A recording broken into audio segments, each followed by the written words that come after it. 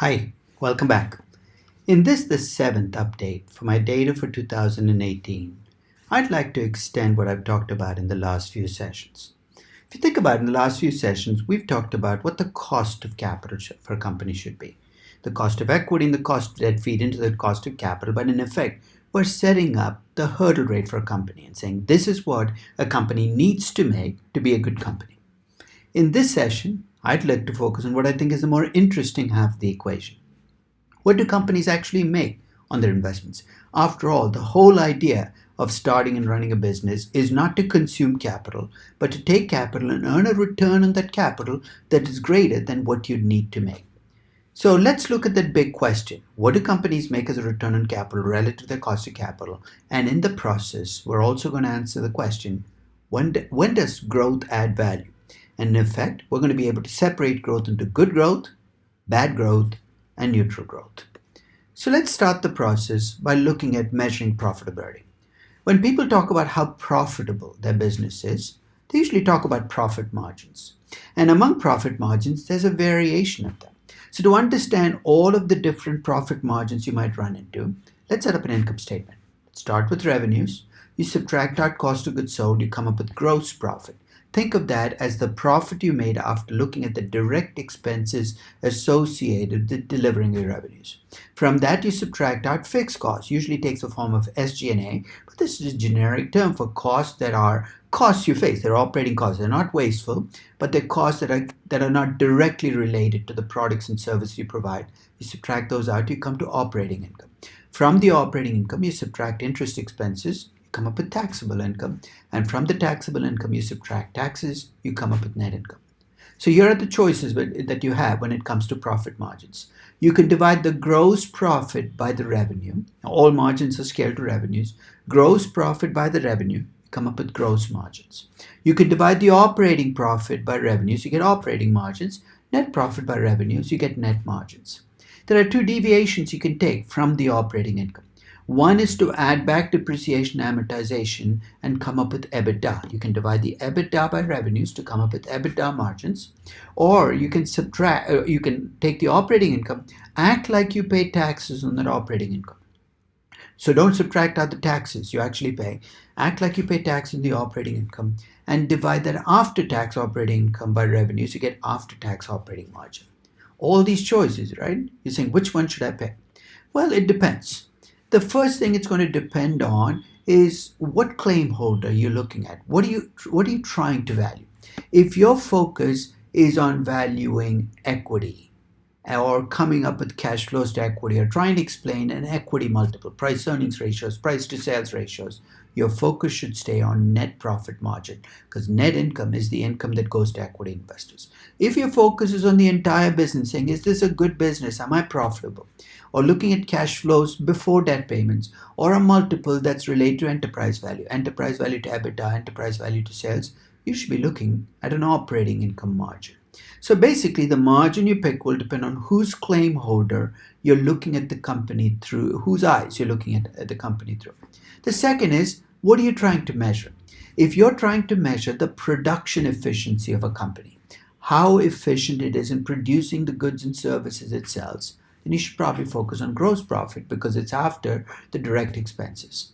If you're trying to figure out the overall operating efficiency, you got to bring in those SG&A expenses because they're expenses you bear as a company. So you get those out, you come up with a measure of the operating margin. If you want to get a measure of income to equity investors, then in a sense you're going to focus on net margin. And that's essentially one way to think about which margin to pick. Here's another. I'm a great believer in corporate life cycles, that companies are born, they grow, they mature, and then they go into decline. The margin you pick will depend on where you are in the life cycle. If you are very young, a young startup, I don't blame you for focusing on gross margin. And here's the reason. Your fixed costs are going to be large because SG&A expenses are expenses you got to incur whether you sell 1 unit or 100 units. So it's important that I know how much you make for every unit you sell. So we're going to talk about gross margins. As you start to become a more viable business, I expect you to start shifting from gross margins to perhaps EBITDA margins. Why? Because you're starting to get some substance as a business. Then you become a growth company. You're still not making money in the traditional sense. You're starting to make money. You're going to talk about operating margins because here's your chance to show me how good you are at scaling up. Because if you have economies of scale, here's how it's going to show up. As your revenues improve, your operating margins are going to improve dramatically. Why? Because your fixed costs stay fixed. And as your revenues improve, your profits should start showing up. Then you become a mature company. I expect your focus to shift to after-tax operating margins. Why? Because finally you've run through those NOLs. You no longer have the excuse of I don't pay taxes, I have NOLs. You start talking about after-tax operating margins. And then as you become a truly mature company, you start to focus on net margins. Why? Because you've adopted a debt ratio that you're comfortable with and you're looking at what profits do I have for my shareholders after making those interest payments. Then you're going to decline. You shift back. Why? Because now you're trying to liquidate the company. You go back to EBITDA margins. Why? Because you want to use those cash flows first to pay down the debt and then to return cash to shareholders. So as you go through the life cycle, the margin number you're going to focus on is also going to change. Here's the other factor, and this is not a particularly, it's a fairly cynical view of margins. A lot of using margins is selling stuff. You're a founder of a business. You're trying to get me to invest with you. You want to convince me that you have a really profitable business. And one way you do that is by giving me a higher number as a margin. The undeniable truth about profit margins is as you climb up the income statement, your margins look better and better. So your 5% net margin will become a 20% operating margin, will become a 35%. EBITDA margin will become a 60% gross margin. So whenever you tell me how great your business is, I don't blame you for telling me that your margins are 60%. But if you keep focused on gross margins as you get bigger as a company, remember the life cycle issue. I think that's a sign of desperation. In fact, it's a sign of weakness if you keep talking about gross margins 6 months, 1 year, 2 years, 5 years after your founding. Because if you're still focused on gross margins, it's indicative to me that your other numbers don't look that good. So there is that selling component, and as somebody investing, you got to watch out for your own interests and ask the right questions. So whatever your measure of margin, you want to know what a typical margin is, what's high, what's low. I'm going to try. I took every publicly traded company in the world, and it's 42,000. As you know, the sample size is pretty big. I get the net margin and operating margin, pre-tax operating margin for every company, and I put them up in a histogram. And as you look at this histogram, you're saying, what do I get out of this? At least you get a sense of scale, of perspective, right? The median operating margin for a company globally is about 4.16%. That's an operating margin. The median net margin is lower. It's only about 2.6%. So if you have a company with an 8% margin, you say, this is good. I'm earning more than the median margin for the business. Not so fast. We know that margins vary widely across sectors. That in some sectors, a 6% margin might be astonishingly high. In other sectors, 6% margin might be abysmally low. So to get a sense of how margins vary across sectors, I tried something that is not going to do well on a slide. I computed different measures of margins, gross margin, operating and net margin for sectors globally. So basically I'm categorizing my companies into 95 sectors and computing all three margins. Now, I know you can't even read the numbers in the slide, but don't worry, here's the way it's going to work out. If you're a company in a sector, all you need to do is find your sector, look at the margin, and at least again, you're getting a sense of perspective on what margins look like in a sector. In closing, let me tell you the pluses and minuses of margins. I really like margins. When I value companies, it is one of those metrics that really helps me making forecasting.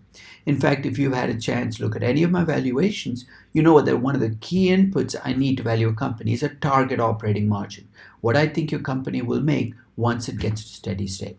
So to me, it's an essential element in valuation because it allows me to forecast margins and by extension, earnings and cash flows.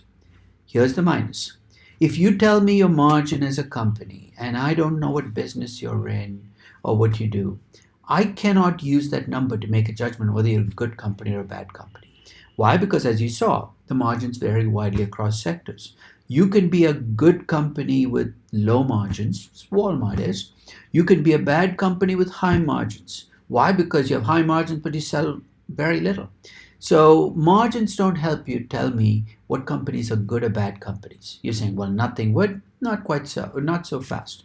Because there is a different way in which I can scale your profitability, which might allow me to answer the question, is your company a good company or a bad company?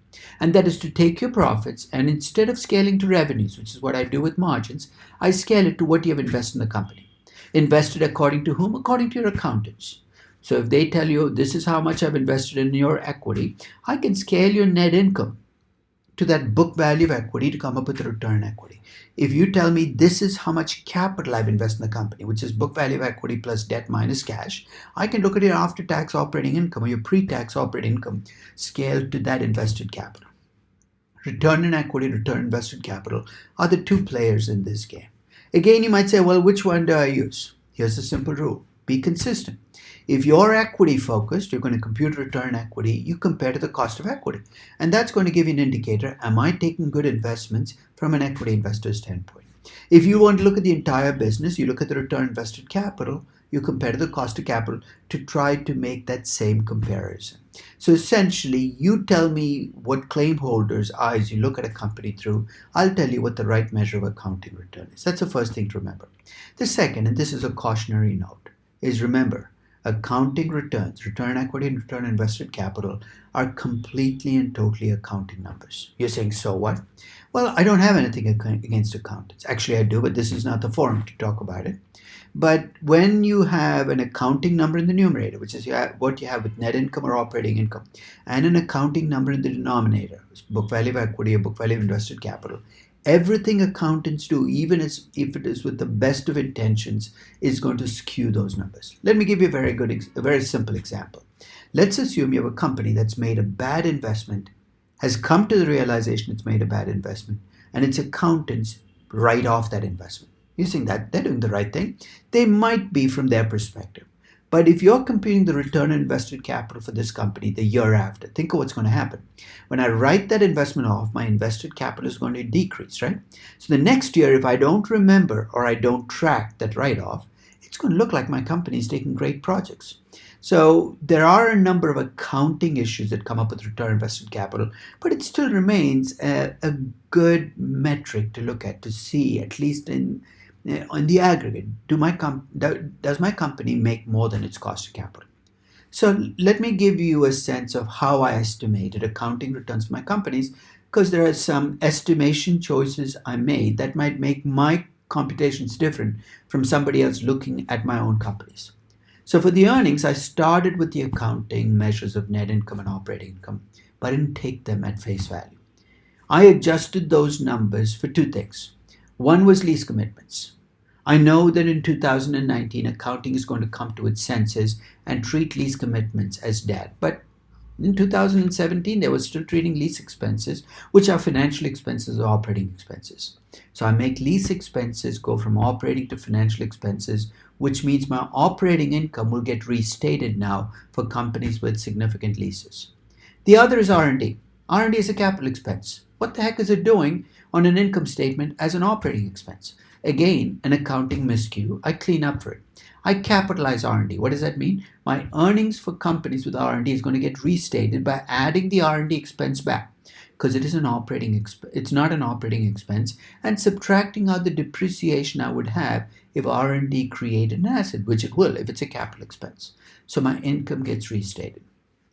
Those lease commitments and R&D, now that they capitalize, also change my book value.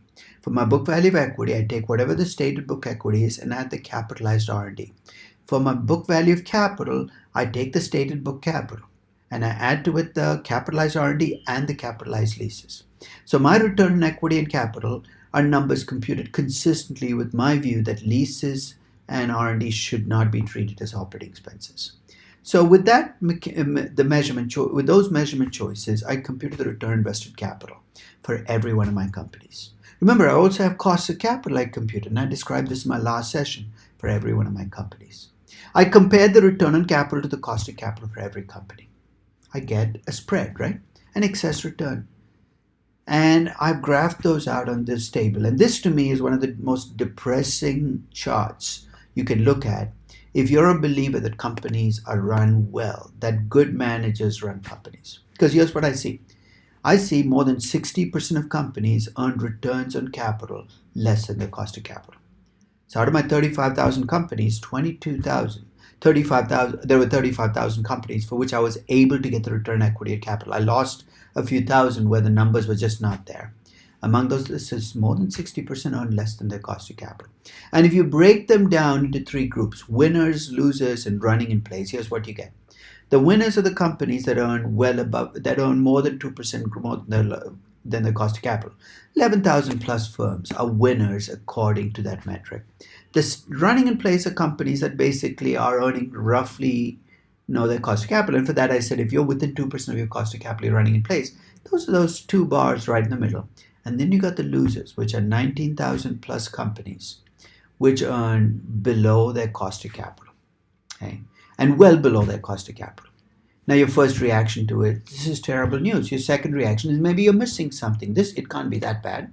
And I'll play devil's advocate with my own numbers. It is true that these numbers are based on 1 year's income. So if you had a bad year, I'm classifying you as a bad company, and that's not quite fair.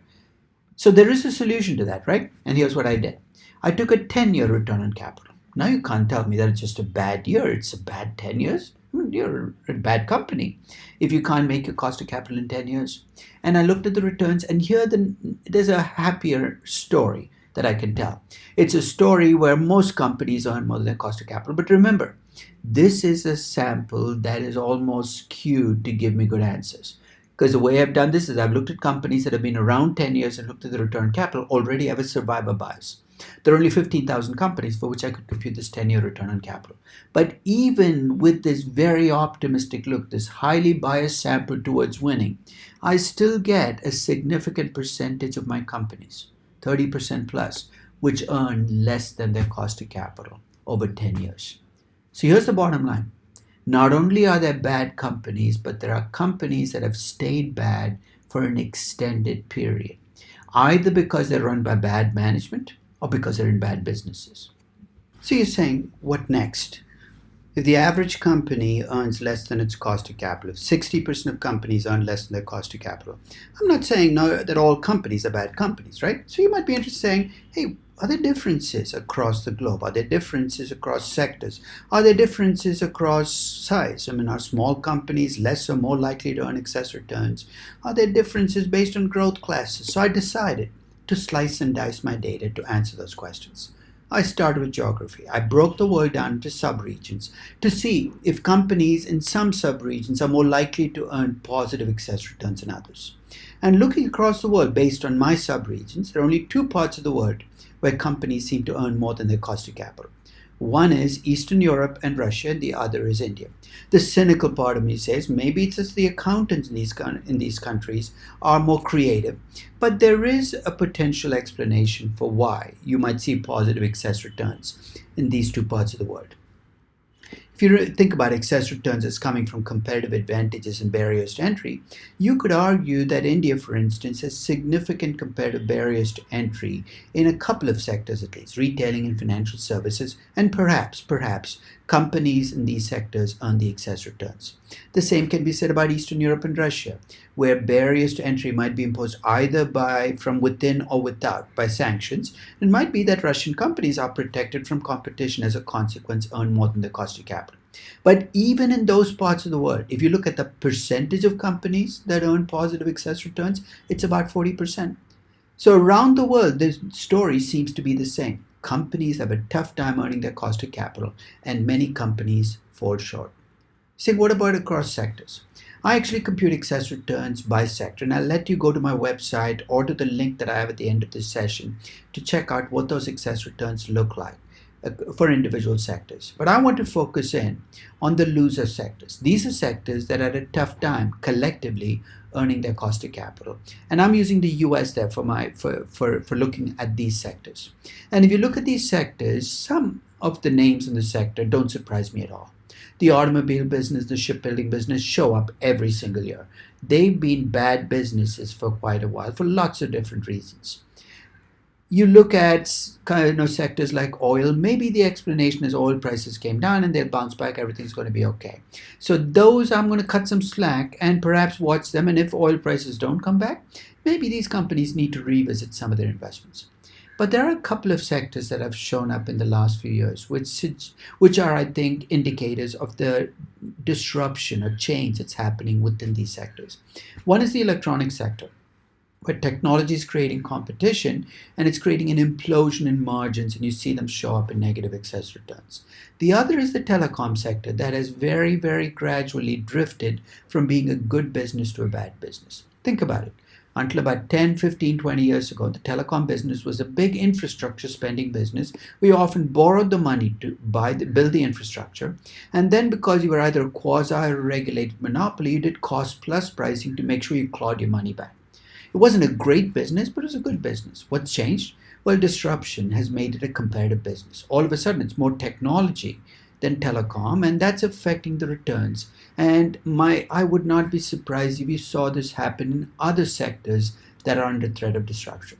I haven't shown financial service companies on this list because those companies I tend to look at return on equity versus cost of equity rather than capital versus cost of capital. And while banks, insurance companies, and investment banks collectively earn more than their cost of capital right now, I'm sure they're all looking over their shoulders at the fintech disruption that is to come, because that is going to alter excess returns in those sectors.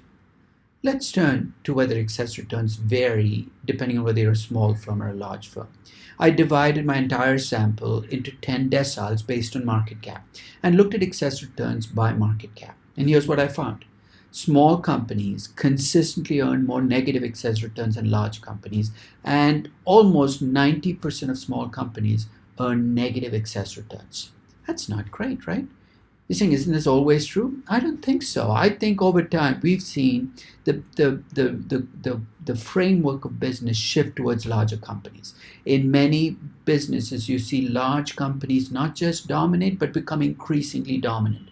Winner take all businesses. Where as you grow, it gets easier to grow. And I think it has two implications. The first is small companies are going to have a tougher time making excess returns than ever before. The second is, historically as investors, we've often invested small cap stocks expecting the small cap premium. For those of you who wonder what that is, that reflects the fact that if you go back to the 1920s and you look at returns, especially in US stocks, investing in small cap stocks would have earned you about 4 to 5% more than large cap stocks. I'm not sure those excess returns. In fact, I've written a post on how those small cap premiums have disappeared, and maybe this explains why. Maybe small cap stocks are in increasingly difficult competitive straits and the market's starting to reflect. Finally, I looked at growth classes, where I took the companies and I broke them down into 10 classes based on revenue growth over the last 5 years. What was I trying to find out? Remember that growth and excess returns go together because growth has value only if you earn more than your cost of capital. If companies are run by sensible people, here's what you should expect to see. The most negative growth, the lowest growth sectors should have the most negative excess returns. And as growth goes up, you should see more positive excess returns. Well, is that true? There's a smidgen of good news here. If you look at the companies in the highest growth class, they tend to be companies with positive excess returns. But that's the only good news. If you go past the very extremes, the first and the 10th decile, there's very little correlation between growth and excess return. In other words, companies in the second decile in terms of growth and the 9th decile both have big negative excess returns. That's not good news. That suggests that there are lots of companies that are going for growth that have no business going for growth. Another advertisement for why we need strong corporate governance. So let's bring it all together. This happens to be the part of my data analysis that I most look forward to. Why? Because it clears up some of my own preconceptions and biases. Let's face it, we walk into investing and valuation with all kinds of priors. We think certain companies make lots of money. So if I asked you, do software companies make lots of money? So of course. And those priors may be true, they may not be true. And to me, looking at the numbers sobers me up. It tells me that there are no easy ways to make money. That when I value a company and give it excess returns, which I often do because I call a company a good company, I'm already talking about a company that's an exception, not the rule. And that growth in many companies is just as likely, perhaps more likely to destroy value than to increase value. So I hope you enjoyed this session, and I hope you get to try it out on the company of your choice. Thank you very much for listening.